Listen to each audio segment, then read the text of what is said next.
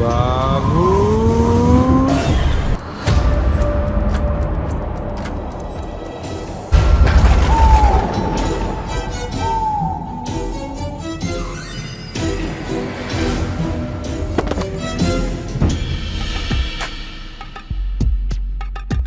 আজ আপনাদের একটি সত্য ঘটনা শোনাবো। গল্পটি এক সৎ সাংবাদিক রোহিতকে নিয়ে।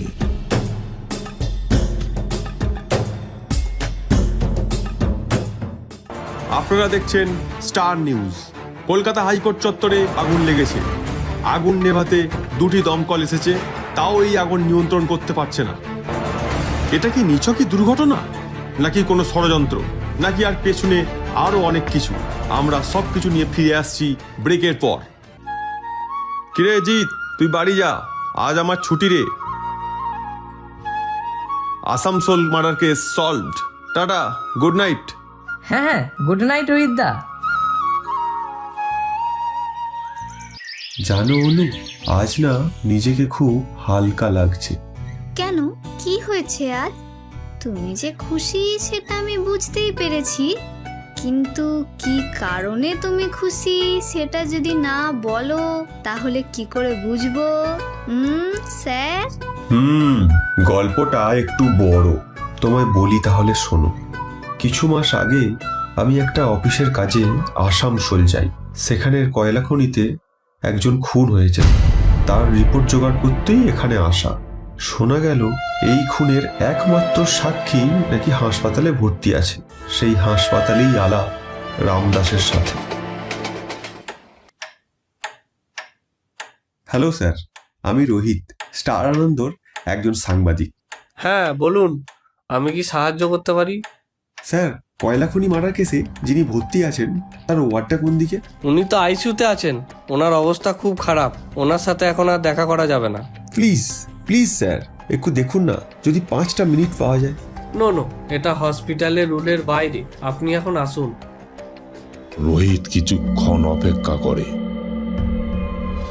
সেখান থেকে চলে যেতে থাকে। এমন সময় একজন পিছন থেকে তার কাঁধে হাত রাখে। বাবু,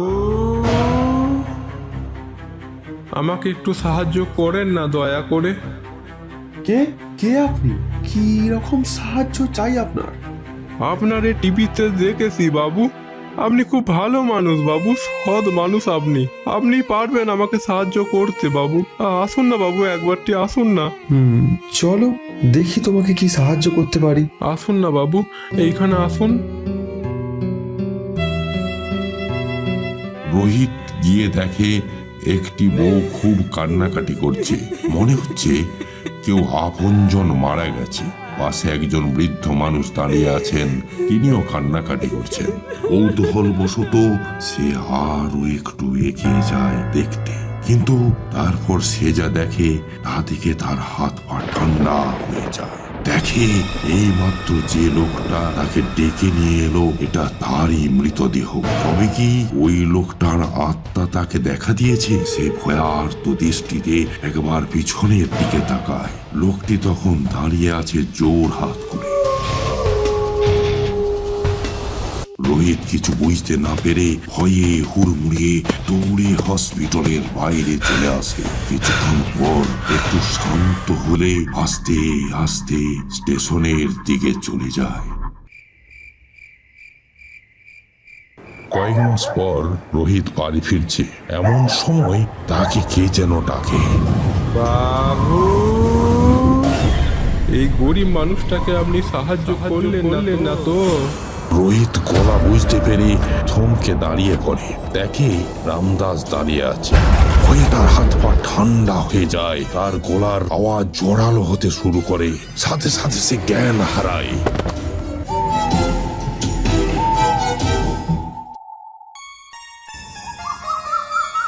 পরের দিন রোহিতের ঘুম ভাঙে নিজের বিছানায়। সে দেখে তার সামনে তার বউ অনু দাঁড়িয়ে আছে, কিন্তু এক নিমেষেই তার হাসি মুখটা শুকিয়ে যায়। সে দেখে অনুর পাশে রামদাসও দাঁড়িয়ে আছে। রোহিত ভয়ে চিৎকার করে ওঠে, আরে আরে তুমি আবার কেন এসেছো? যাও যাও বলছি, এখান থেকে যাও। কি হয়েছে গো তোমার? তুমি এমন করছো কেন? আমি আমি অনু। হ্যাঁ, না না না না না, কিছু হয়নি, কিছু হয়নি। তুমি ঠিক আছো তো? শরীর খারাপ করছে না তো? কি গো, বলো না, শরীর খারাপ করছে না তো? হ্যাঁ হ্যাঁ হ্যাঁ, আমি ঠিক আছি। শোনো, আজ আমি একবার অফিস যাব, আমি রেডি হতে গেলাম।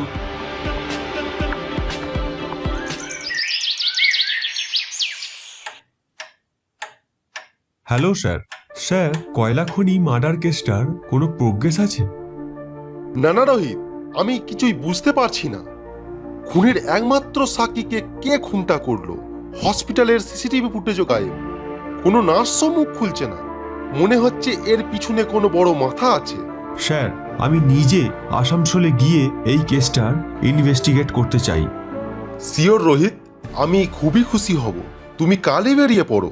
Give me a good news. পরের দিন রোহিত ট্রেনে আসানসোল যায় সেখানে ইনভেস্টিগেশন করতে।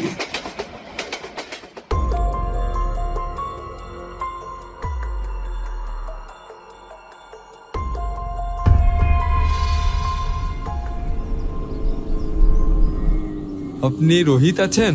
হ্যাঁ, কেন বলুন তো? सुनें रोहित जी, आप ये मर्डर केस का चिंता छोड़ दीजिए, वापस जाइए कोलकाता।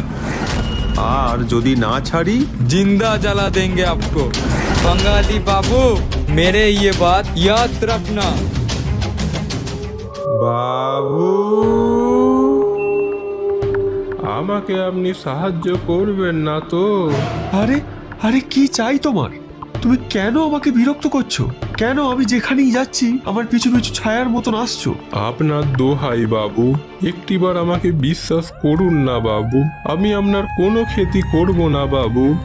আচ্ছা, আমাকে একটু সাহায্য করেন না, দয়া করে একবারটি আসুন না। চলো দেখি তোমার কি উপকার আমি করতে পারি।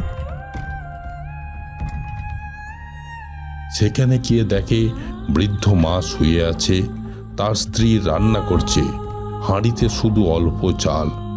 দেখুন না বাবু, আমি চলে যেতে এই সংসারটার কি অবস্থা হয়েছে বাবু। বাবু, ওরা দুবেলা দুমুঠো খেতে পায় না বাবু। আচ্ছা আচ্ছা আচ্ছা, তুমি কেঁদো না। আমি কথা দিলাম তোমায়, তোমার পরিবারকে আমি সাহায্য করব। শুনছেন, বাড়িতে কেউ আছেন? কে আপনি? আপনার স্বামী আমার কাছ থেকে 2000 টাকা পেত, এই নিন।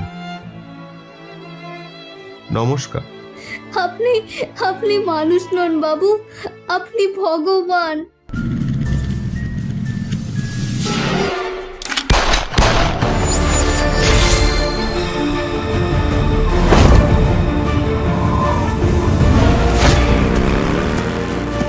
বাবু বাবু, আপনি চলে যান এখান থেকে, ওরা নইলে আপনাকে মেরে ফেলবে।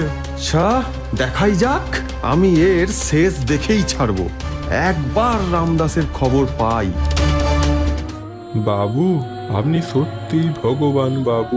আপনি আসানসোলে যার খোঁজে এসেছেন সে আর কেউ নয় গো বাবু, সে হলাম আমি, রামদাস। ওরা আমাকে মেরে ফেললো বাবু।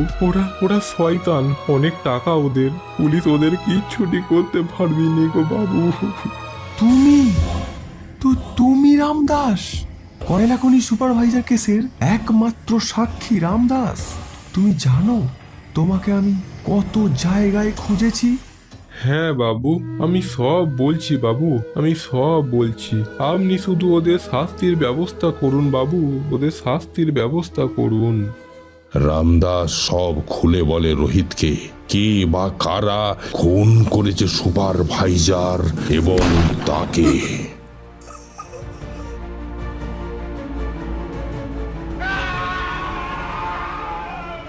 তুমি কোনো চিন্তা করো না রামদাস, আমি সবার শাস্তির ব্যবস্থা করব। আইন আর আদালতের উপর পুরো বিশ্বাস রাখো। Order order order.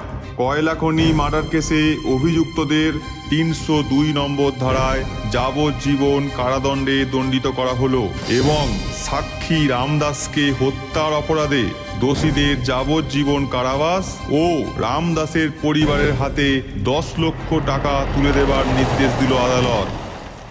ধন্যবাদ বাবু, আপনাকে আপনাকে অনেক ধন্যবাদ।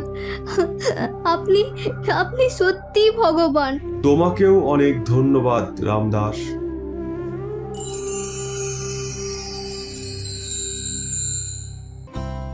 ইয়েস, আবার একটা কেস সলভ। কিন্তু কিন্তু বর্মশাই, তুমি সাবধানে থাকবে, কথা দাও আমাকে। আচ্ছা, কথা দিলাম। বাবু